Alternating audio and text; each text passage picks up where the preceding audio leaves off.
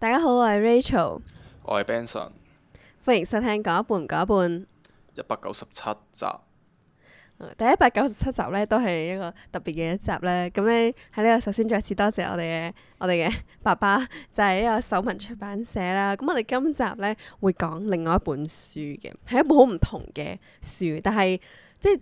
我自己揀個 perspective 啦，都係比較我會覺得好故事向，然之後喺入邊睇咗好多感觸咁樣嘅，係一種即係都好多感受啦。但係同上次唔同方向嘅一本書嘅，咁今次咧大家都可以聽到最後啦，我哋都會係送出呢一本書咁樣嘅，係啦。咁如果有興趣嘅聽眾可以留意一下啦。好啦，咁我哋今次咧要講嘅嗰本書咧就係我的聾人朋友咁樣嘅。今次我會話係我哋講一啲關於聽見嘅故事咁樣啦。咁我想問咧係就係其實咧你對於聽見嘅故事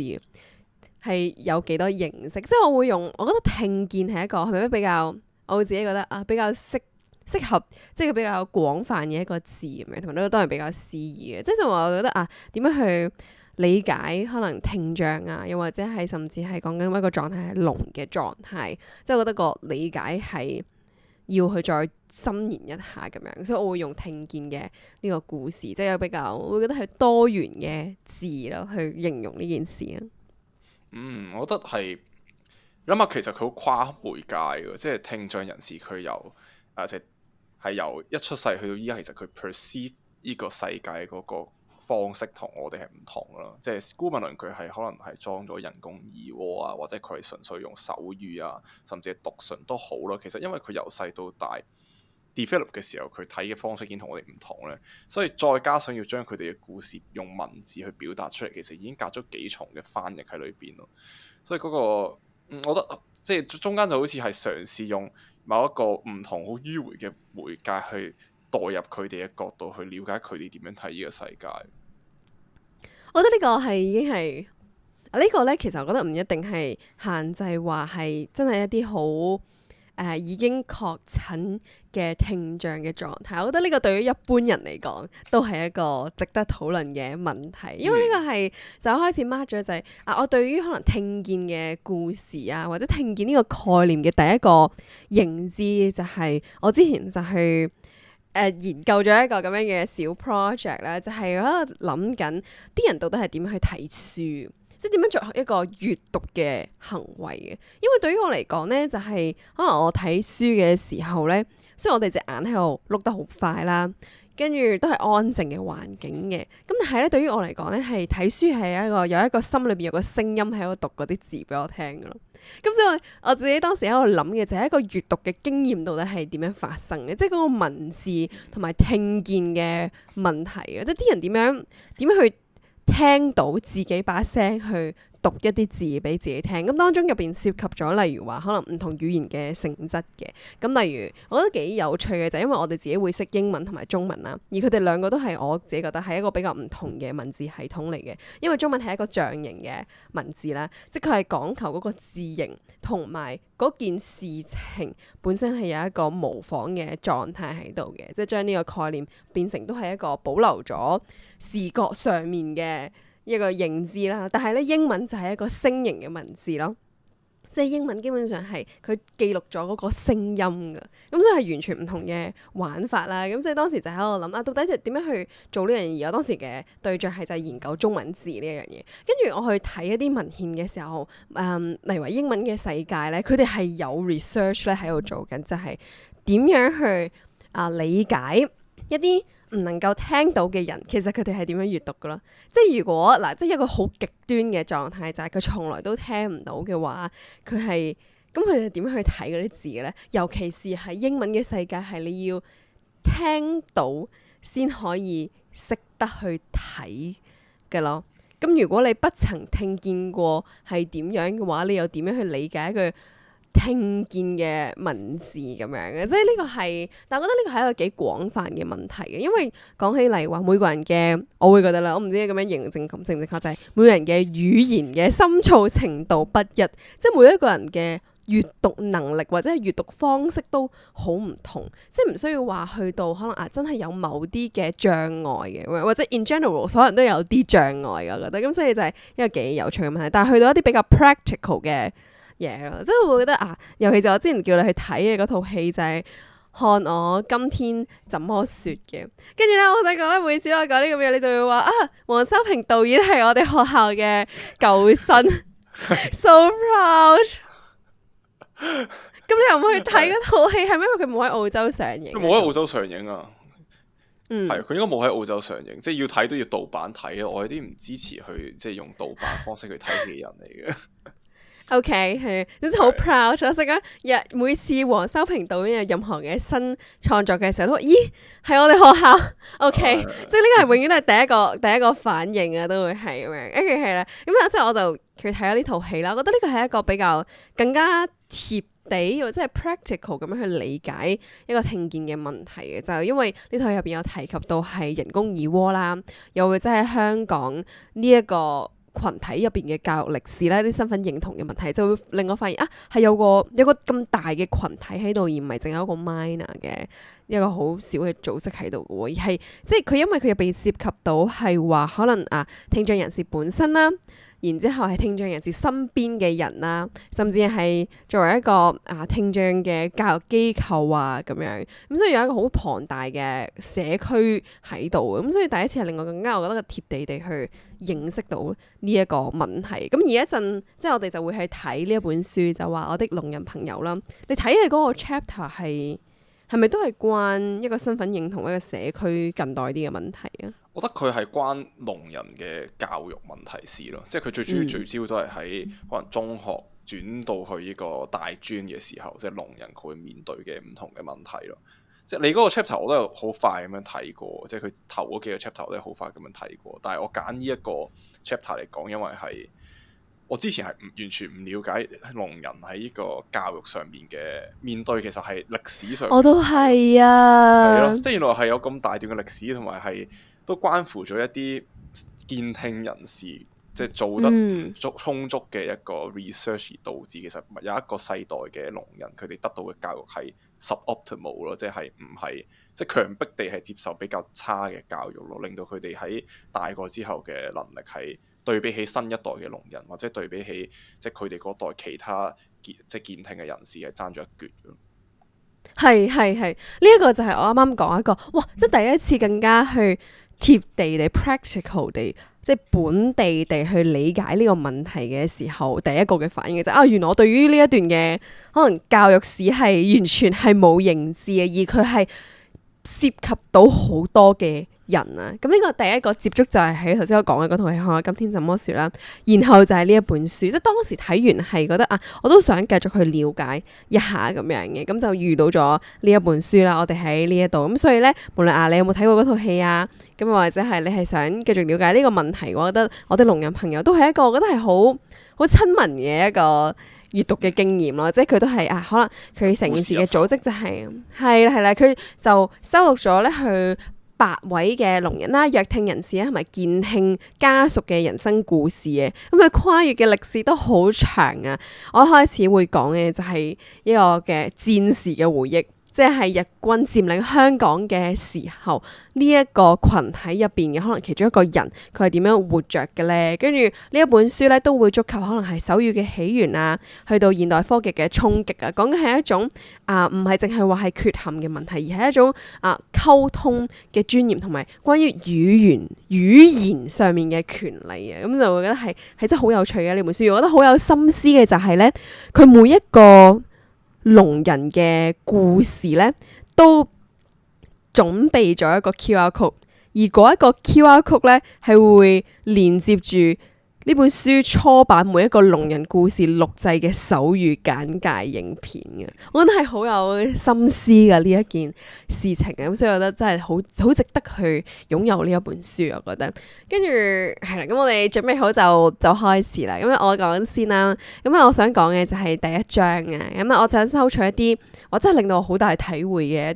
啲段落嚟講啦，咁我就唔會 cover 晒所有嘢，唔想劇透咁多嘅，但係我覺得都已經係令我有好大嘅感觸嚟。咁樣。咁我就會講係日佔時期嘅聾人回憶啦，就係施婆婆受訪嘅記錄嘅。佢而家呢本書出版嘅時候咧係70幾歲嘅，係一位聾人嚟嘅咁樣。咁之後即係首先係一個，即係我覺得任何係一位即係嚟自呢個年代有呢個年代生存記憶嘅人嘅口述歷史都好珍貴嘅。而更加係佢係一個咁樣嘅群眾去討論呢一段嘅歷史咧，係令到呢一個嘅訪問，我覺得係更加珍貴。即係單從係由呢個史料嚟講，已經係超級珍貴嘅一段咁樣。咁我就有少少節錄咗啦，咁想同大家介紹下呢個故事啦，同埋有啲令我真係好感觸嘅片段啦。咁咧，施婆婆咧本身咧係有4位哥哥嘅，全部咧都喺日佔香港時期咧就俾日軍咧去殺害咗啦。係啦，咁呢一段嘅故事咧，係即係有一個咁樣嘅比較悲慘嘅基調喺後面啦。咁但係最重要嘅就開始咁樣講咧，就係由一個聾人嘅角度去回憶呢一段嘅歷史咧，係真係絕無僅有嘅。咁施婆婆咧本身咧係喺1930年代嘅香港出世嘅，本身係健聽嘅，其實6個月大嘅時候咧就生咗一場病啦，就變成咗聾人咁樣啦。咁所以咧值得留意嘅就係咧，有好多即係喺呢一個嘅群體入邊嘅一啲人啦，其實可能佢哋曾經都係有一段健聽嘅時期，咁純粹即係因為疾病啦一啲原因咁樣，令到可能有呢個身體上面嘅轉變咁樣，所以咧佢哋對於我會話係對於呢個世界用聲音去認知，其實係有唔同程度嘅 exposure 嘅咁樣，咁所以都值得留意呢個分別咁樣。我覺得呢個咁仔細嘅地方咧，未必會係可能我哋冇認真去閱讀過，或者係去即係去認識嘅時候咧，未必會真係知道嘅事情。因為有時候我哋都會係將打包噶嘛，成日將人哋打包就會理解。我覺得對於咧即係可能需要協助嘅，例如話可能喺聽覺上面需要協助嘅朋友嘅話咧，仲有一個最大嘅故事咧就係海倫海勒咧，令到佢變得好奇怪啊！你知唔知我講咩？佢唔係又盲又聾嘅咩？即係係啊，係咯，但係佢仲要包含嗰個悲劇歷史嘅色彩喺裏邊咧，即係你諗到最慘嘅故事就係佢咁樣咯。係啊，咁所以我自己覺得咧，佢對於我哋呢一啲即係健聽嘅人嚟講，嗰個影響最深咯。即係因為我細個嘅時候咧，唔知咩小學嘅時候咧，做過嗰啲小學生舞台劇咁樣嘅。咁跟住我哋班咧就求其揀咗個故事，咁跟住之後就做嗰啲，總之係扮翻海倫海勒咁樣。咁即係海倫海勒嗰個故事係嗰啲咩 water 嗰個，你知唔知我講咩？唔記得。即係佢老師嘗試教佢點樣讀呢個 concept。跟住之後咧，咁就攞啲水沖佢隻手，好似虐待兒童咁樣嘅。然之後再喺佢嘅手上面寫咗 water 呢個字，即係根據好多呢個經典嘅點樣咧，俾小朋友睇嗰啲讀物咧，佢就會喺呢個時刻就記錄咗咧，可能好大聲咁 water 咁樣，即係好似啟蒙咁樣嘅。我覺得呢個故事係影響我最深，以至於我對於可能呢個即係聽障嘅社群有啲不切實際嘅想像喺入邊嘅。咁但係反而係話我哋當去閱讀嘅時候，先發現有好多人本身係有一定程度嘅聽力嘅喎，係啦，咁同埋可能係中間發生咗一啲變故，先會變成可能有一啲身體嘅轉變咁樣嘅，係啦。咁講翻施婆婆啦，咁同埋最棘嘅一樣嘢，真係棘啊！就係中間夾雜咗一個日佔時期喺度啊，令到生活變得更加困難啊！咁咧，施婆婆嘅父母咧就喺中國大陸度移民嚟香港噶啦，咁好似好多人嘅上一代都係咁樣嘅喎。咁本身係有4位哥哥，咁佢最細嗰個妹妹啦。咁日佔時期咧，本身咧一家人咧係住喺中環嘅一棟樓入邊嘅。咁但係咧，日佔時期點解令到呢件事情咁棘咧？就係咁樣，可能施婆婆嘅嗰一家人咧就係處於真係比較經濟即係緊絀嘅狀態。當然當時嘅時期好混亂啦，咁樣咁咧，施婆婆係會要偷米食嘅，又或者咧佢哋係會去捉老鼠嚟食嘅，咁樣係即係就係。做一個即係咁樣攞個兜，即係攞個篩咁樣，跟住之後加支棍，咁咪等啲老鼠行入去啦，之後捉住佢，咁就抌去燒嚟食，咁要分俾鄰居食咁樣。呢個就係嗰一個咁樣嘅時期啊。咁咧即係頭先都有不斷咁樣講到，就係佢嘅哥哥咧喺呢一個嘅日佔時期入邊咧就離開咗喎。咁俾多少少背景，即係呢個故事咧都令我真係覺得哇係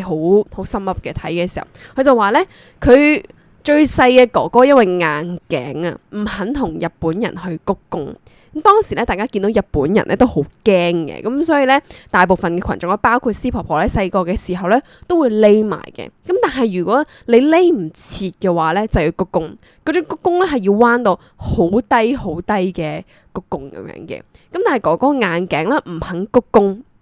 所以就喺師婆婆眼前咧，親眼就見到咧，日本人用一把好鋒利嘅刀，毫不猶豫、毫不費力咁樣將一個人頭就斬咗落嚟。所以佢親眼咁樣見到自己哥哥嘅頭活生生咁樣喺身體上面就滾咗落嚟，血灑滿一地。佢當時咧係嚇到暈咗，而佢醒翻之後都不停咁樣喊嘅。咁當時佢就夜晚醒翻啦，咁大家就將哥哥嘅屍體埋咗，而當時係冇布嘅，係啦，即係物資短缺嘅時代，所以就只可以就地取材，將旁邊嘅樹葉摘落嚟啦，將佢包好，咁就埋到去泥土。咁呢個比較特別嘅就係咧，你要諗下就係師婆婆係一個聾人嚟嘅，然後佢7個月嘅時候，即係細個嘅時候已經係聾咗啦，咁樣，咁所以咧佢係冇語言能力嘅，佢係。即係去到好後來先有機會去識字，甚至係學識手語。咁所以呢一段頭先講嘅咁，我覺得咁震撼嘅故事，佢係用手語嘅形式去呈現俾記錄者睇嘅。即係呢個手語嘅形式就係，即係頭先講到咁活生生就有人一把斬人嘅刀，跟住呢一個分開嘅軀體，有個頭喺面前碌過咁樣。呢一啲畫面係佢會用手語一個咁視覺嘅語言去呈現咁樣咯。係啊，咁作為一個醫療從業員啦，我呢個字好中意呢個字啊！呢個你一個，因為你成日都俾啊嘛，你話我未係醫生，未係咁樣嘅醫療從業員，從業沒有糧出嘅嘢唔計係從業咁樣，從業啊，有義務工作。咁咧仲有呢個醫療嘅事業參與者，你真係 participant 咯。你即係一個 participant 咁樣啦，即係頭先我哋開錄之前你都有講過，因為我有同你討論過，其實我想學手語呢樣嘢，好耐之前已經講過咁樣，跟住你嗰下就喺度諗就如果將來要面對即係可能比較特別需要嘅群眾嘅時候，你都可能要學識少少手語，跟住咧頭先你喺度諗，即係要講嗰啲咩有血啊咁樣嗰陣，即係我覺得係，我都想象唔到，即係喺醫療嘅世界，如果用手語嘅話，因為入邊涉及咗好多，我唔知即係你覺得會點樣嘅？即係如果要學手語嘅話，問題係你首先你要知唔知佢識唔識手語啦，同埋你要即係有呢個法律上嘅問題啊！即係佢俾你嘅手語嘅回覆，你可唔可以 take it for granted 咧？咁樣即係我哋會有好多係唔同語言嘅人啦。手語即係聾嘅人係比較少嘅，即係需要手語嘅人係比較少嘅。就算聽障嗰啲，但係你有冇遇過喺你短暫嘅參與嘅過程入邊？聽障嘅好多，但係聽障同時唔識英文嘅係冇見過咯。即係你手寫得噶，我喺張紙度寫問佢之後，佢即係答就得噶啦。但係最多面對嗰啲就係唔識你語言嘅人咯。咁你就畫公仔咯，畫公仔之後整個 tick 整個交叉去指咁樣咯。即係有啲問題好短嘅啫嘛，即係有冇痛啊，或者可能係大便小便有冇出血啊，嗰啲或者上一次食嘢或者上一次大便係幾時啊？呢啲就咁喺張紙度寫低之後叫佢指可能幾點或者 tick 或者交叉咁就已經可以問到。哦，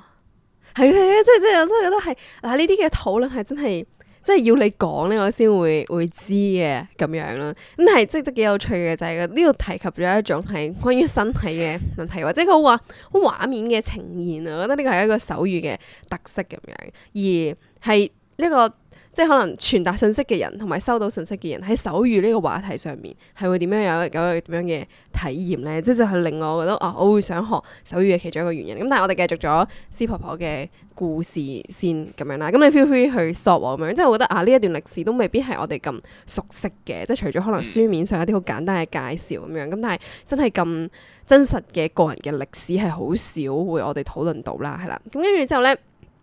佢第一次去認識嘅一個字係乜嘢咧？就係人字啦，係啦，即係真係一撇一捺嘅嗰個人字。咁佢點樣學嘅咧？其實當時就係佢媽媽去教佢嘅。佢媽媽就攞咗2支樹枝啦，擺喺地面度，跟住就砌咗個人字。然之後就用手指住自己啦，然之後又指住個女啦，啲師婆婆咁樣，之後摸下我塊面啦，同埋我嘅手腳。當初我唔明白，後嚟咧動腦筋諗咗一陣就明白啦。咁所以咧，以後求人去攞飯食，因為當時實在太窮啦，同埋好肚餓啦，所以成日都會去求人哋攞嘢食嘅時候咧，就舉起2個手指向人做出呢一個嘅人字，咁對方就會明白咯。哇，都好拉到好遠好喎！即係佢求人攞飯食但係好係要做人字，因為佢係唯一識個人字。咁求人就變咗人咁樣，之後對方就要明白，哦，你係嚟攞飯食嘅咁樣。我諗緊點樣理解呢一段？我諗緊係咪即係咪你係人，我都係人咁樣，然之後激起咗對方嘅憐憫之心。咁樣係咯，即係我哋大家都係人啊，你俾啲飯我食啦咁樣。係啊。同埋 practically speaking 啦，即係佢都係一個細路女嚟嘅，我覺得有一個細路女可以做出呢樣嘢，即係佢本身小朋友飯你食嘅，你見到個小朋友喺度咁樣舉住兩隻手指咁樣咧，其實都大概估到係想攞嘢食噶啦。係，即係咁樣啦，即係 practically 咁樣講啦。小朋友本身攻擊能力已經好高嘅喺求人呢件事上面，咁跟住之後佢再講埋啲咁，我覺得好啦，你食啦咁樣咯，係啦咁。中文字嘅力量啦，係咯，咁係啊，即係中文字嘅力量咧，簡單，但係又有一個象形，即刻有個畫面喺度咁樣，係啦，跟住咧係啦，咁但係咧去到佢大個啲嘅時候咧，佢就放棄咗去求其他，因為可能去到7、8歲嘅時候咧，佢已經係有能力自己去揾嘢食咁樣，咁就冇再去求其他人啦。咁但係中間都發生咗一個，覺得係幾咁，即係令我覺得都係好有體會嘅一個過去，就關於佢嘅父母咁啊遇到咗一啲困難咁樣嘅。咁佢父母就係佢爸爸係賣鴉片嘅，而同時爸爸自己都食鴉片嘅。咁呢一段咧就想留翻大家自己去睇呢本書嘅時候去體會下。咁當中發生咗一段少少嘅往事，咁就唔喺呢一度講咁多啦。咁但係都係頭先咁講啦。去到長大啲嘅時候，其實佢都慣咗呢種艱苦嘅。咁但係即係好特別嘅就係因為佢哋呢個群體佢係冇表達嘅能力啊，佢真係冇辦法去學習手語啊，亦都冇有接受過即係可能話正式嘅教育咁樣，亦都唔識字嘅，咁所以都係睇人哋去講啲乜嘢，咁跟住之後即係做好多手勢多，咁就去能夠理解人哋。咁但係好多時候一種即係可能生活嘅艱苦係難以想像嘅時候，佢哋都只係可以坐喺度。咁即係真係乜嘢都做唔到咯，即係因為冇辦法去溝通咁樣嘅，係啦。咁但係咧，後來咧真係有機會咧俾佢讀到書啊！香港咧第一間嘅聾人特殊學校咧係喺1935年去成立嘅喎。咁呢一間學校咧，大家可以睇呢本書嘅時候咧，再去發掘多少少。咁入咗呢間學校啦，咁其中我想講一個最大嘅，即係令我 highlight 咗啦。佢就話咧，上堂真係好悶。點解悶咧？就係呢間學校咧，我覺得應該一陣你都可以 resonate 到嘅。你睇嘅嗰一段就係佢哋係唔俾用手語嘅，咁老師只可以用口講咁嘅啫。因為佢支持係學生學習要用聲帶發音、讀信，同埋唔俾用手語嘅。而且老師嘅手語程度都係非常有限嘅，即係佢嘅認知程度。咁所以咧上堂好悶嘅，最尾就會變咗咧。唔知大家而家上堂係咪都係咁樣？雖然大家可能好多人都係健聽人士啦，你都係上堂就咁望住老師口噏，而你係冇辦法理解佢講緊啲乜嘢嘅。咁大家就係上堂啦，咁啊見到老師喺度講啦，個口喺度開開合合咧，其實啲學生係完全唔知佢做緊啲咩，咁所以啲學生咧就開始鬧情緒，開始扭計，就唔想上堂。咁每次呢個時候咧，老師會做啲乜嘢咧？同我睇嗰套戲嘅時候，即係嗰個嚴厲嘅責備係唔同嘅喎。咁咧，佢呢度係話咧，老師睇到呢個情況發生，見到學生扭計嘅時候咧，佢就會攞張紙出嚟，教啲學生咧對住紙去吹氣學發音。即係嗱，即係嗰啲好似我哋學 linguistic 嘅時候，即係點講咧？你有冇學過 phonics 啊？phonics 嘅時候，我哋咪喺度咁樣嗰啲嘅。係，小學嘅時候覺得有書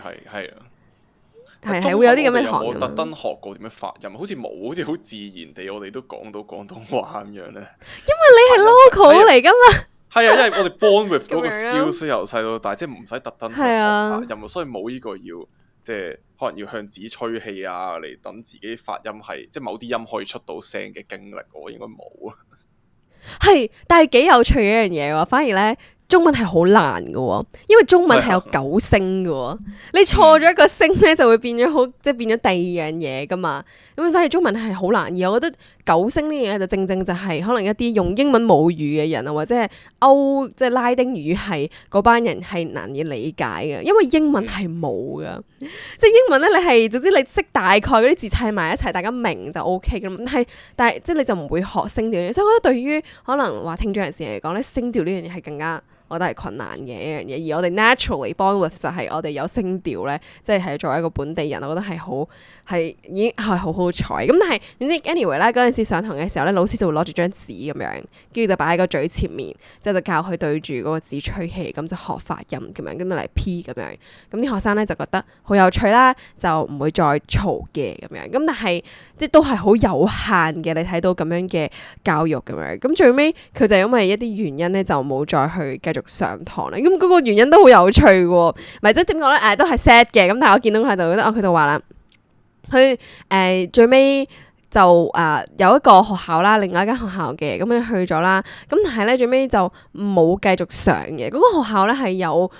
用到手語上堂嘅，咁真係學識咗啲簡單嘅手語，係另外一間喺北角嘅學校，就係全香港咧第二間嘅聾人學校咧，係1948年成立嘅，係啦，咁大家可以揾到呢一段喺書入邊。咁佢學咗啲簡單嘅手語啦，例如話係你叫咩名啊，你幾多歲啊，咁樣都學識咗嘅。咁但係最尾點解冇再繼續去上堂咧？佢就話因為咧嗰度咧成日有個男人咧對女人無手無腳唔中意，所以就冇再去上啦。唉，呢啲真係即係每個故事入邊都仲係咁樣噶啦。鹹濕男人，即係仲投訴唔到喎，即係聾人，即係佢哋用手語表達已經有限啦，就要啱啱先學，即係俾人摸都唔可以反抗。係啊，唔係咁。或者即係性騷擾呢一樣嘢啦，我覺得係一個 common 嘅可以理解嘅嘢。I mean as in，就算係可能你係一個可能話聽力健全啊，咁又識得可能對答如流嘅人咁樣，咁你遇到呢個問題嘅時候，好多時候都會因為一啲心理壓力而令到大家係可能選擇去迴避。咁呢個咁 common 嘅說話，呢本書我見到我就覺得又嚟咁樣，係啦。咁咧總之佢就離開咗學校啦，咁樣。咁咧去到咧佢受訪嘅時候咧，開始咁講咧，其實咧佢已經就嚟80歲噶啦，咁樣，咁就嚟80歲啦，咁但係都 sorry 係啦，跟住咧佢就嚟80歲啦，咁跟住咧，咁佢就有一個畫面就係話咧咁同佢記錄嘅嗰位小姐就問佢啦，其實你而家生活過得好唔好啊？佢話佢就係唔開心嘅，因為喺佢人生入邊可能係有其他嘅範疇，例如話可能喺婚姻上面都過得冇咁圓滿嘅。無論係佢曾經有過3段嘅婚姻啦，無論對方咧係聽力健唔健全都好咧，都係喺生活上面咧大家有啲唔協調嘅地方，咁樣最終咧令到佢過得唔係咁快樂。咁跟住有一個畫面嘅去結束呢一章嘅，咁係容許我喺呢度講一講啦。如果想繼續睇嘅朋友咧都可以好快咁樣跳過，咁就係話佢當時咧係帶咗好多文件嚟，即係無論係話老公嘅死亡證啊，一啲政府嘅書信啊，以至佢後來咧其實佢係信教嘅，咁佢就將一啲教會嘅刊物啊都帶晒嚟放晒喺度啊。咁點解佢哋要帶咁多嘢咧？咁婆婆就係話咧，因為冇辦法，你始終都係聾人咧，你冇辦法溝通，即係喺香港呢個社會度活着咁樣，你係要帶住呢啲嘢出街，你進出啊，即係可能你喺條街度啊咁樣，或者你去醫院啊，你都係要有啲咁嘅 document 嚟幫自己講咗好多嘅説話，咁所以成日都一抽二楞咁樣去出街咁樣嘅。咁呢個就係我真係覺得好，即係點講咧，係好短短嘅一個故事咯。但係佢首先入邊有一啲好珍貴嘅歷史嘅 perspective 嘅咁樣，即係而家話可能日佔時期嘅一個人嘅一生嘅咁完整嘅故事咧，係你要特登可能你去研究咁樣，你就去揾佢咁樣。正常我哋唔會可能隨處閲讀到咁樣噶嘛，同埋真係買少見少，因為時間已經慢慢過去啊咁樣。同埋就係一個咁特殊嘅角度，一個仍然在生嘅角度喺呢本書度出版嘅時候，咁就會覺得哇係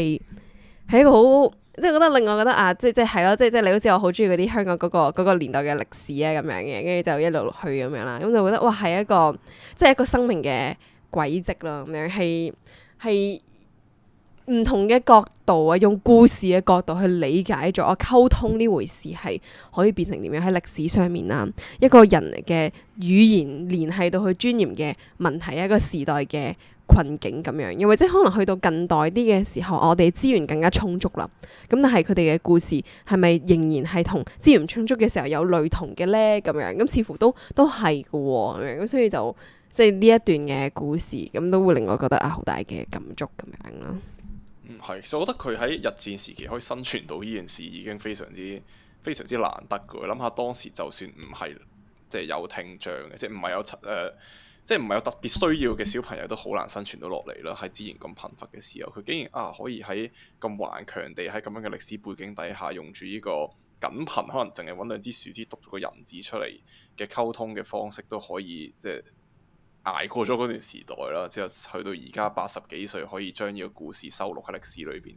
其實本身呢件事已經好難得噶啦，所以係即係咁樣呢啲咁嘅故事，真係你冇乜機會再聽到噶啦，都係喺即係個僅存咁短嘅即係香港嘅呢個戰爭歷史裏邊嘅，即係一啲即係非常之罕有嘅片段咯。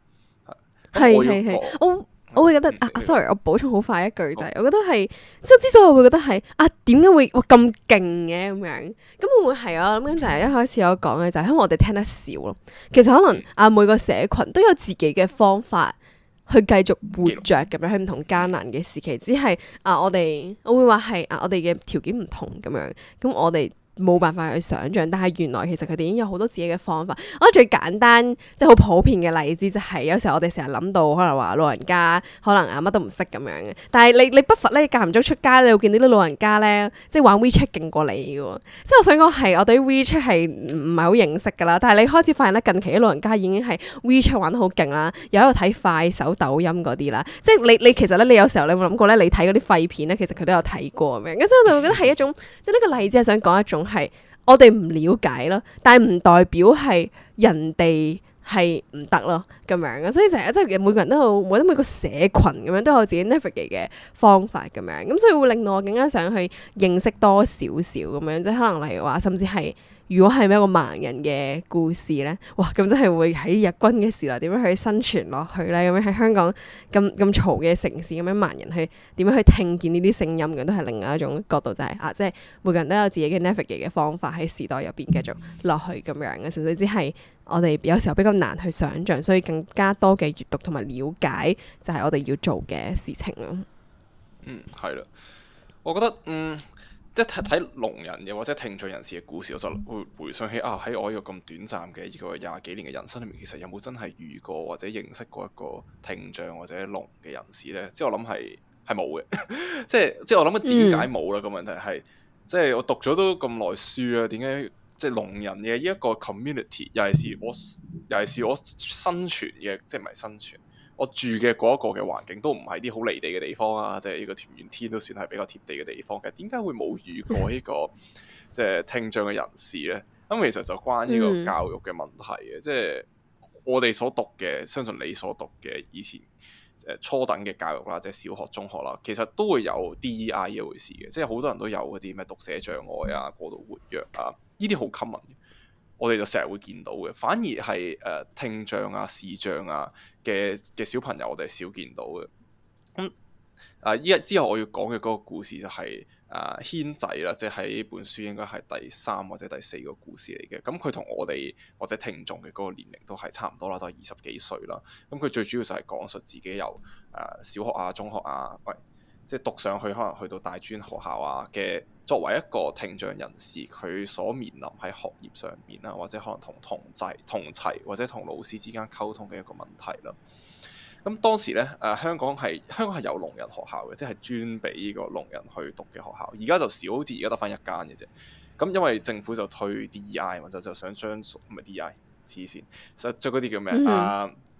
共融教育嗰啲 friend 係咪啊？係啊，共同教育啊，係啊，共融教育啊，即係可能係讀寫障礙啊，或者係視障啊、聽障嗰啲，就將佢融入咗喺一個大班裏邊，咁樣就等一啲可能有專業資格啊，或者有相關經驗嘅老師就一齊去教佢，嘗試去幫呢啲嘅minority 去融入，即係社會裏邊啦。咁有好有唔好，我覺得。咁喺呢本書裏邊講嘅嗰個 case 就好好咁樣展現咗佢唔好嘅地方。但係講翻呢個軒仔嘅故事啦，咁佢係喺香港第一好嘅聾人學校啦，as 佢嘅 description 啦。咁但係啊，當時係仲係禁緊手語嘅。因為之後都會講到話係一段歷史，就講話喺外國嘅一啲嘅 convention 或者一啲嘅 community，佢有做過一啲嘅規則，就講話啊，我哋希望咧所有聾人都可以去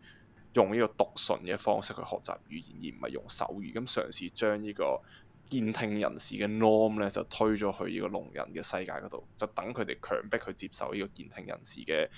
norm 啦。咁有個 term 叫 oralism 啦，咁最尾係喺近年可能2006年至2010年嘅嗰個時候咧，佢哋就自打自己嘅嘴巴，就話我哋承認我哋自己嘅錯誤啦。呢個咁樣嘅方式其實係幫唔到呢個聾人嘅，因為喺嗰一段嘅歷史裏邊咧，聾人或者聽障人士佢哋出嚟嘅嗰個語言嘅能力啦，甚至係整體呢個教育嘅程度都係差咗嘅。咁啊，當時啦，咁軒仔佢喺嗰度讀緊呢個中學啊，由呢個幼兒園開始已經喺聾校度讀噶啦，咁一直讀到去中五畢業啦。咁但係因為要讀唇啊嘛，咁老師都淨係好似教普通小朋友咁樣用口語咁樣去教，咁就一大班僆仔喺度睇住個老師喺度口噏噏。即係你諗下，你小學嘅時候你讀書都已經唔係好專心噶啦，個老師你聽得明佢講嘢，你都唔想聽，而你根本聽唔明佢講嘢嘅時候，淨係可以靠佢嘅嘴唇嘅喐動咁樣去學習啲語言咧，係令到佢哋更加之大嘅一個困境嘅。咁佢裏邊都有講到話喺中文課嘅時候咧，佢哋對比起呢個健聽嘅人士所學到嘅嗰個程度係真係差好遠嘅。例如有啲嘅修辭手法，好似咩對偶啊，或者咩可能係嗰啲rhymes 啊，即係嗰啲唔同嘅中文嘅一啲修辭嘅方式啦、比喻啊咁樣，其實你唔會明嘅，即係除非你真係對呢個語言嘅基礎係有一定嘅認識之後，再建基喺嗰度上邊。但係佢哋仲係喺睇緊對方嘅嘴唇喐去知嗰隻字講緊咩嘅情況下，根本冇可能，即係個老師都冇可能去教到佢哋呢啲比較深啲嘅語言嘅方式啦。咁所以佢就講到話啦，喺讀緊呢個中學啊或者小學嘅時候咧，其實唔係真係學到好多嘢。佢哋同埋對比起普通嘅呢個健聽人士嘅學校啦，佢哋都會比較用啲嚴厲啲嘅方式去對待呢啲嘅佢哋呢啲聽障嘅小朋友啦。因為都會有呢個 frustration 喺度嘛，即係我教你哋又教唔明，咁就係咁會鬧佢哋話你哋冇腦啊，話你哋係蠢啊，唔聽話啊，你哋懶啊，咁呢啲咁樣嘅方式去鬧啲小朋友嘅，所以都可以睇到佢裏邊有啲嘅 trauma 喺度，即係你學唔係唔想學，係根本學唔到，但係你日日就俾老師用呢啲咁樣嘅方式去鬧，咁佢哋就會從佢哋鬧嘅方式去大概知道呢啲係鬧我哋嘅説話啦。咁裏邊有一個幾搞笑就係一直以嚟咧，佢哋有個副校鬧佢哋嘅方式。即係嗰啲字佢全部都聽得明嘅，即係啱啱講咩冇腦啊、懶啊呢啲其實全部聽得明嘅。但係有兩隻字咧，佢係一直都聽唔明嘅，直至佢大個咗都聽唔明嘅。就佢淨係可以用個嘴唇去模仿嗰個副校鬧佢哋嗰兩隻字嘅方式，而佢講出嚟之後咧，就算係健聽嘅人士都唔知佢講咩嘅，咁一直就成為佢心底裏面一個謎團啦。就當時副校鬧我嗰兩隻字其實係咩意思咧？咁樣。係啦，咁去到咁樣嘅情況，等陣所以冇答案嘅。你講完一段之後，冇答案噶，冇答案噶，唔知係咩嚟噶。可唔可以至少模仿俾我哋試下，即係俾個機會我咁樣，係冇呢樣嘢嘅。係啊，冇呢樣嘢嘅，係啊，差唔多。係啦，佢話即係形容詞後面差唔多打兩隻字講，係啊，佢係唔知嗰兩隻字係咩意思嚟嘅，甚至係即係採訪佢嘅人都唔知佢嗰兩隻字係咩嚟嘅，所以就成為咗個謎團。係啊，應該有喺書入邊留低嗰兩個發音嘅拼音，咁俾大家有機會試下嘛。係本書佢又留低咗其他嘅關於語言上面嘅嗰個口語嘅一個問題嘅，即係蘋果啦同埋美國咧嗰個讀唇原來係一模一樣嘅，即係你試下讀蘋果同埋你讀美國咧。係啊，你都係用同一樣嘅，係即係我哋用健聽嘅人聽起嚟係完全唔同嘅發音嚟噶嘛。咁但係喺呢個淨係可以讀唇嘅世界裏邊咧，呢樣嘢其實係一模一樣嘅。咁呢個只係其中一個例子啦。咁有好多好多嘅字，佢哋都係會咁樣 mix up 咗咯，所以就學唔到咯。咁佢最尾咧就即係 ends up 就係好多喺呢個淨係可以用口語學習嘅聾人學校裏邊，佢哋最常用嘅字就係咩呢？即係最常講嘅嘢就係咩呢？就係、我唔知你講咩咯。即係佢哋甚至要用口語咁講話，我唔知你講咩。即係佢話係指住個口之後就揈一揈隻手，就係我唔知你講咩。即係聽起呢樣嘢就諗緊，好似我哋即係好似我去日本嘅時候，我最識講嘅日文就係、對唔住，我唔識聽日文，即係變咗係學一個新嘅語言時候，第一樣學嘅或者最熟嘅一個 terms 一個 phrase 就係係 sorry no no no，わかりません咁樣啫我唔識呢個日本語咁樣。咁佢哋喺學呢個唇語嘅，即係讀唇嘅世界裏邊，都係淨係可以用呢個方式去表達自己。即係老師講一大輪，就大家聽唔聽得明啊？就指住個嘴，揈一揈隻手我唔知你講咩咁樣咯。OK。當中佢都有講到一啲係面臨可能我哋小學都有機會經歷過嘅一啲受過嘅唔同嘅委屈啦。其中一個故事就係佢俾人屈自己偷咗女朋友嘅，唔係偷女朋友，偷咗女同學嘅錢啦。咁個女同學都出嚟講話其實係揾翻張50蚊其實只係蝕埋咗唔知喺邊啫。咁但係老師就話其實係咪你自己心虛，自己偷偷地擺翻落去㗎咁樣。所以我覺得首先呢個都反映咗佢哋一啲作為 minorities 無法表達自己嘅情緒或者表達即係解釋自己嘅方式啦。即係老師唔識手語嘅，佢淨係識讀唇啦，佢手語嘅能力都唔係好嘅。咁所以佢受到委屈嘅時候，都可能只係揈揈手話自己冇咁樣做到，而唔可以真係講到嗰個事發嘅經歷嘅流程啦。咁最尾就會出現咗好多呢啲嘅誤會甚至係好似俾人歧視咁樣嘅情況啦。咁佢最尾係畢咗業啦，就上到去即係離開咗一個聾人學校，去咗讀呢個文憑課程啦。咁就即係好似係去咗一個嶄新嘅世界咁樣，因為冇呢個嘅手語或者讀唇呢啲咁嘅幫助，你真係喺一個即係擺咗落公海嗰度，你要靠自己嘅方式去生存啦。咁佢最尾可以做到嘅嘢就係咩呢？因為老師講嘢佢睇唔明，咁淨係可以睇嗰啲 lecture slide 睇 lecture notes。仲要佢讀嘅係嗰啲藝術或者可能搞media 嗰啲咁嘅課程啦，咁可能要去黑房嗰度去即係曬菲林曬相咁樣嘅。咁你要一個即係聽障嘅人士喺黑房裏邊，即係佢連讀唇都做唔到啦，即係睇手勢都做唔到，咁真係乜嘢都聽唔到啦。最尾就算係放棄咗呢個咁樣嘅課程，因為即係擺咗喺一個冇對呢個聽障人士唔 friendly 嘅世界裏邊嘅時候，其實佢哋面對嘅障礙都係比我哋想象中嘅多嘅。佢裏邊有好多更加多嘅 details 啦，所以可以值得去睇下。就係作為同一個年齡層嘅人嚟講只要你係有一個咁樣嘅 disability 啦，其實你所受到嘅教育嘅機會或者你同人溝通上面咁簡單嘅對答，你都唔係有呢個能力去做到嘅時候，嗰個困境即係同套戲裏邊應該都解釋得好好啦，但係我冇睇到套戲啦。所以就係一個好好嘅入門去睇下，即係嘗試去認識下呢一個咁嘅社群。咁後續我想講嘅就係呢個 oralism， 即係點解好似聽嚟好反智嘅一個政策，就係聾人唔可以學手語，即係唔係話唔 prefer 你學咁簡單，甚至係喺聾人學校裏邊禁止你用手語，即係同學之間如果用手語交流咧，係當時係會俾老師或者俾校長去鬧嘅。咁呢件事咧就要歸咎於係1880年代啦，喺意大利嗰度咧就揾咗好多嗰啲聾人教育專家，即係 quote on quote 啦。咁就有一個國際聾人教育會議嘅，咁佢就咧就通過咗一個法案，就係希望所有聾人都係用呢個口語發音希望佢哋去復康，即係 rehabilitate， 即係佢哋要復康即係等佢哋唔好再聾，淨係可以用手語，我哋可以同普通健聽嘅人去用説話嘅方式去交流啦，就嘗試去融入呢個社會啦。咁喺嗰一個嘅會議之後咧，全世界好多唔同嘅國家都推出就係禁止呢個手語去做教育，咁就衍生咗一系列嘅問題。即係之前有好多嘅聾人學校都係嗰啲聾人老師都係用手語去教書啊嘛，咁而家就俾人話係教壞小朋友啦，即係你教佢哋手語反而阻礙咗佢哋嘅學習，咁令到嗰啲有呢個資深教書經驗嘅老師咧就反而係失咗業或者俾人炒嘅，咁得翻啲係新進啲經驗尚淺嘅老師就入嚟去教啲嘅聾人學校啦。所以就喺嗰一個段嘅10幾20年嘅期間咧，即係讀書好似啱啱你講施婆婆嗰個嘅嗰個嘅 generation 嘅聾人出嚟嘅教育嘅 outcome 係差咗好多。咁我之後都睇咗有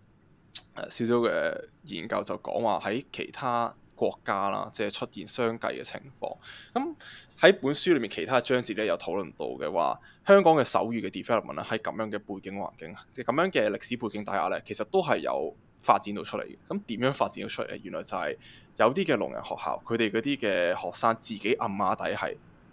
develop 咗一個語言出嚟，就 develop 自己嘅手語。因為學校 officially 唔可以用手語啊嘛，咁佢哋點樣交流？佢哋又唔識讀唇喎，佢哋又即係口語嘅溝通又差喎，咁佢自己小朋友咧就可能指住隻杯啊，就創建咗自己一套嘅語言系統。咁呢個就係香港嘅係啊，香港手語嘅一個基礎，其實就係嚟自於小朋友係聾人小朋友啦，唔可以用呢個口語，即係唔識用口語交流啦。被逼地咁用佢自己嘅方式組建咗一個語言系統出嚟啦。咁去到後期就係上海嘅聾人系嘅手語系統就開始傳入咗嚟香港啦，即係發現其實係都大同小異嘅喎，即係呢個香港同埋上海嘅嗰個手語嘅方式，咁就開始將呢個手語嘅系統融合咗落嚟啦，咁令到手語喺香港開始通行。咁睇翻嗰個。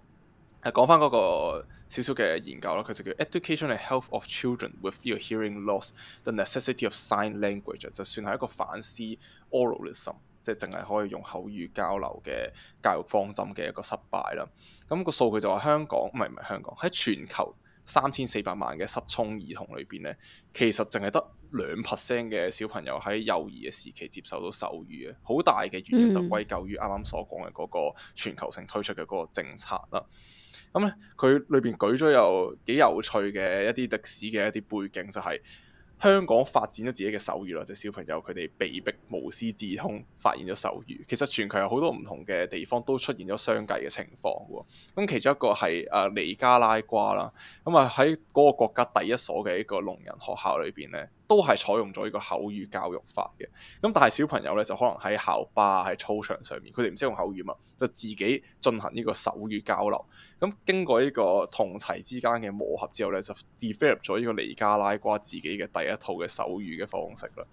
咁啊，第二個例子就係喺泰國啦。咁喺泰國又係有啲寄宿學校，咁啲聾人嘅小朋友啦，佢哋唔係好學到嘢喎。咁所以學校就推出咗就係一個 experiential 嘅 learning 嘅方式啦，即係揼佢哋去大自然啊，即係接觸下啲花花草草啊、啲生果啊、啲昆蟲啊。咁佢喺接觸大自然嘅時候咧，就開始 develop 咗用手語去 represent 佢哋見到嘅嗰啲嘢，即係可能蘋果佢就 develop 咗一個手語去代表蘋果咁樣，即係逐隻生字咁樣去 label 咗佢見到嘅嘢啦。咁佢有一個 term 就係世界的命名啊，叫做即係佢哋嗰個學校有一個叫世界的命名嘅活動，就係等佢哋用手語去命名每一個佢哋見到嘅物件，咁就成為咗佢哋手語嘅一個 foundation 咁咯。咁所以喺呢個算係幾 oppressed 嘅歷史裏邊啦，佢唔同嘅，諗下我小朋友10幾歲喎，佢哋已經有足夠嘅條件去發展佢哋自己嘅一套語言系統咯，所以都覺得幾 surprise 或者係幾 impress 嘅，就係喺任何嘅歷史背景底下啦，語言呢樣嘢佢都係從人與人之間嘅溝通可以好自然咁樣去誕生到出嚟。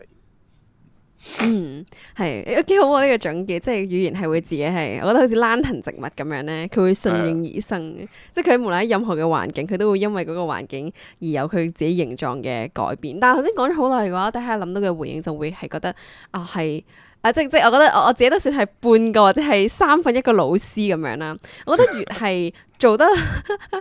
越係做得耐咧，你越係就會明白咧，係學生係真係會因為你而作出一啲嘅調整咁樣嘅。咁例如話係我之前上嗰啲 training 咁樣啦，佢講嗰句説話就係幾好嘅，就係即係如果學生個表現唔係咁理想咁樣，例如可能係話你頭先講啲學生會顯得好死蠢咁樣噶嘛。咁頭先嗰個即係俾人鬧嗰個情景，咁其實咧好多時候咧係因為你嘅教育方式嘅轉變咯。因為我哋唔係要一班學生嚟坐定定喺度，跟住聽我哋講好多嘅嘢咯，而係佢哋係嚟學嘢，所以佢哋先係重點咁樣。我覺得呢個都係一個可能話而家教育觀念嘅革新咁樣嘅，就係即係到底個課堂嘅重點喺邊度咯？我覺得尤其是可能去到我哋仲好細個咁樣嘅時候，嗰種都係你坐喺度就聽佢講一大紮好無聊嘅嘢噶嘛，因為似乎個重點就變咗喺佢度咯。而至於係好簡單一個例子就係咧，我細個咧好中意玩嗰啲叫咩過家家嘅遊戲，我都會中意扮老師，因為我以為老師係好至高無上嘅權力，即係佢叫啲學生做乜就可以做乜噶嘛咁樣，咁即係就會好正，啲人就會聽你講啦。但係後來即係你越係即係教育呢樣嘢，其實我覺得越係你入到去嘅話，你就會明白嗰種係個重點唔係在於你有，即係我覺得反而係調轉嘅咯。我覺得成件事就好似係你要睇住一班人係點樣喺你嘅 guidance 之下變成一個理想嘅將來嘅學習成果。咁所以就係頭先鬧啲學生，我覺得都係因為呢個思維嘅轉變咁樣去變成就可能你會 blame 嗰啲學生嘅錯咁樣嘅。咁但係到後來要發現就係要即係嗰啲係咯因材施教，其實係勁難去理解。我覺得係佢哋嘅，即係啲老師都係好無助咯。即係老師佢哋冇呢個接受手語教育噶嘛，即係有啲好 basic 嘅手語啦，即係佢哋始終同聾人呢個群體有接觸，咁但係唔足以令到佢哋可以教書，同埋學校或者呢個官方係禁止佢哋用手語啊嘛，即係有一套咁樣嘅 tool 喺度，你係被禁止使用嘅，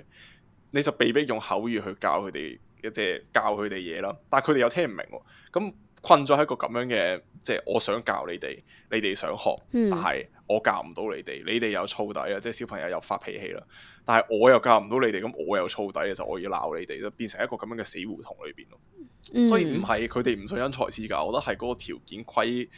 限底下，佢哋就算想咁樣做，佢哋都冇嘅一個好嘅方式去教育呢啲聽障嘅小朋友。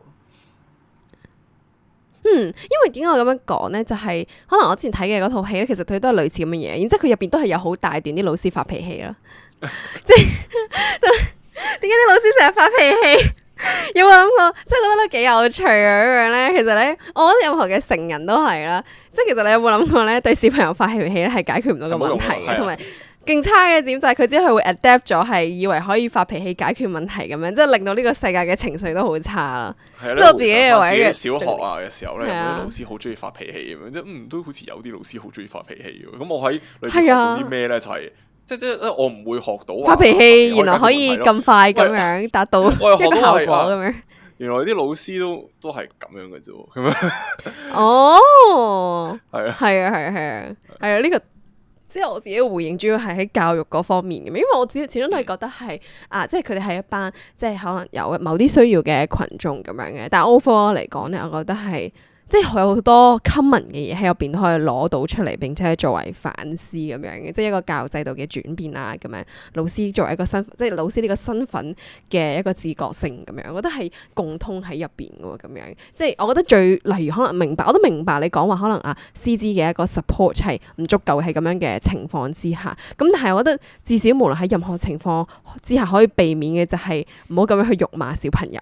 即係呢一啲係我覺得。呢個係基本可以做到嘅事情咁樣，所以先會攞出嚟去講就係到底係發生咗咩事情咧？即係 attitude 上面嚟講，呢個無論係任何嘅情況之下都係不能夠去接受。咁喺而家呢個語境嚟講嘅話，咁但係喺以前就係好普遍嘅，即係體罰都仲係好盛行嘅時候啊。其實即係佢講到裏邊好似有鬧小朋友。喺嗰個年代，就算你唔係聽障或者冇呢個聽，你唔係聽障都會俾人鬧啊！你都會俾人鬧係咯，即係諗翻其實唔係呢個歧視嚟喎，純粹係嗰陣時嘅教育風氣係咁樣咯。同埋我想 bring up 另一樣嘢就係咧，應唔應該有聾人學校呢回事啊？即係而家政府就推行共融教育啊嘛，之後將佢打散抌落去，可能係一啲即係佢唔會變成係ADHD 班，之後係呢個。讀寫障礙班之後聾人班，佢唔係咁樣做噶嘛，佢就可能係有精英班或者有啲係需要被特別關注班咁樣，就將嗰啲有可能係唔同嘅障礙嘅小朋友堆埋一齊嘛。咁有一個即係佢有好又唔好啦，有好就係令到嗰個環境多元啲啦，即係你可以接觸到第時你喺社會裏邊見到嘅唔同嘅群體嘅人啊嘛。咁但係就係佢哋所需要嘅教育嘅方式係完全唔同嘅。即係呢個 ADHD 嘅同埋呢個聾嘅小朋友擺喺同一個教育底下，就算個老師係孔子都好啊，佢都唔可以係因材施教到兩個人噶嘛。即係你所需要嘅嘢係唔同噶嘛。但係正係咁樣嘅背景底下，香港其實係冇乜聾人學校，好似得翻一間嘅聾人學校咯。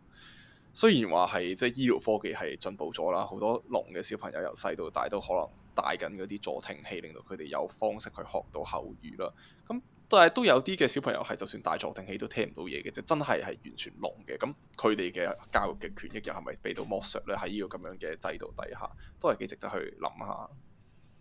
所以呢個都好依靠係有更加多嘅研究啦，持續嘅關注去做咁樣嘅。咁始終我哋唔係教學家啦，等陣戴翻個頭盔先。咁然之後就會喺呢度比較難去即刻俾到一個方法去，因為就咁睇可以簡單嘅回應就係話可能每個小朋友嘅性格都唔同咁樣，可以俾佢自己去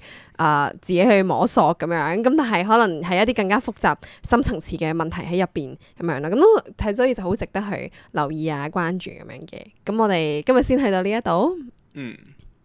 係啦，咁你今日講咗好多啦，咁樣我都覺得係呢本書係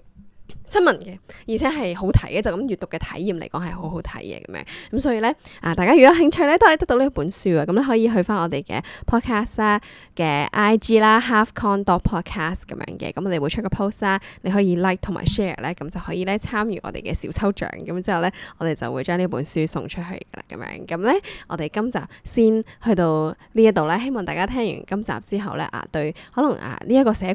又或者係入邊提供到嘅好多嘅議題，都會有一啲嘅諗法，咁好歡迎大家自己繼續咁樣去發掘同埋關心咁樣啦。咁我哋今集咧先去到呢一度咧，希望大家有個愉快嘅星期啊！好啦，拜拜。